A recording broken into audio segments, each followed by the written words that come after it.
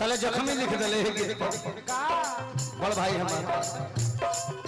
अरे चंदन करे ले बंदन चंदन करे ले बंदन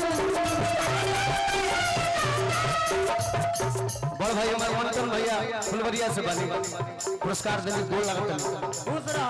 बालखंडी बाबा सदैव बनवले हो चंदन करे ले बंदन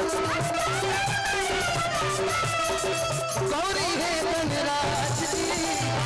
आइए गजानन सफल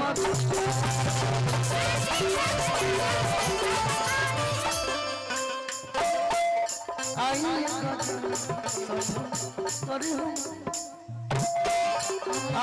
गजानन